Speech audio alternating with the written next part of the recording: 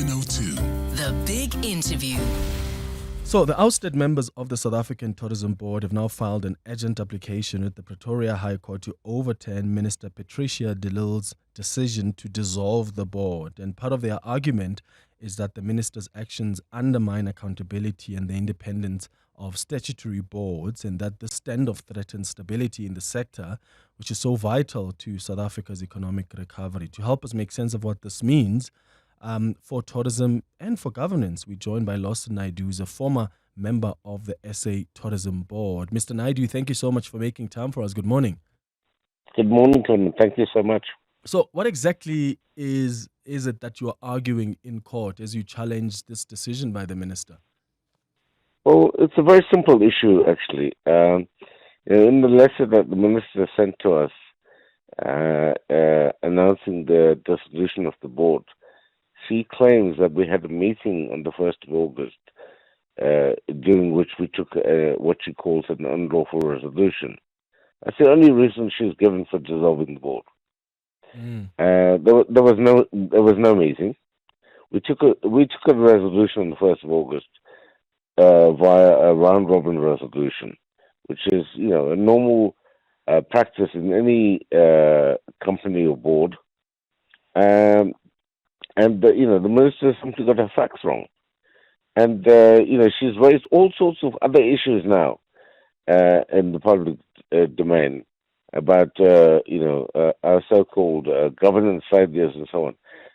None of that stands to scrutiny, let alone the fact that it wasn't in her letter, and she's got to now defend herself on the basis that we had a meeting on the 1st of August, which we didn't.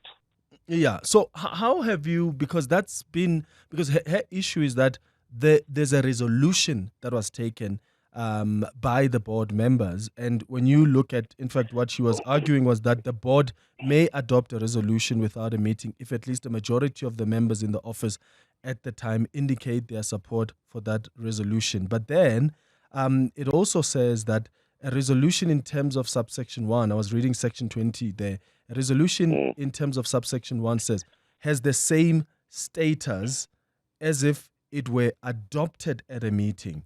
Isn't that what then the minister is arguing? That yes, there was a resolution taken, but whether it happened on WhatsApp or not, at the end of the day, there was a resolution that this board has taken. There was a resolution, and the resolution was that the board appointed me as a representative to speak of and to communicate on behalf of the board. There was that. The minister is actually quite confused. She does not seem to understand the difference between a meeting of the board, a special meeting of the board, or a round-robin resolution. You take a round-robin resolution without a meeting. She seems fixated that because you've taken the resolution, you must have met. But what constitutes as a meeting? Look, this was done via a resolution that was signed. There's an app called DocuSign, in which people sign a resolution individually, all on the same day, and this was a resolution signed by all of the members, every single member of the board, on the same day, without a meeting. So you have filed now this court application. What's the next step? Well, we filed an application because the minister's decision is clearly unlawful. There was no meeting on the 1st of August, and that's the basis on which she fired us. So the matter is now before the court, and we will await directions from the court. We filed it on an urgent basis. Mm-hmm. And because it's clearly unlawful, we all went to Parliament on Tuesday this week. The minister was called to account by the Portfolio Committee. She was unable to answer any of the questions that were posed to her by members of Parliament. All of the parties that were present in Parliament said to her, Minister, reconsider your decision, reinstate the board. Mm-hmm.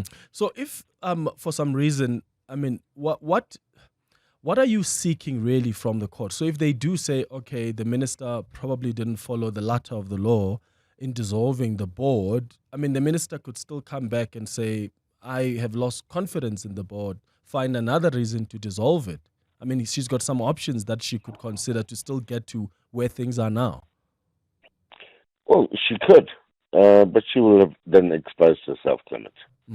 The real reason here is she is protecting the CEO, whom the Auditor General and an independent forensic investigation has found steps need to be taken in terms of unlawful activities at SA Tourism, and that's what the minister is protecting here. So she must explain to the people of South Africa the real reason why she's dissolved this board. All right, Lawson Naidoo, former SA Tourism Board member, thanks for making time.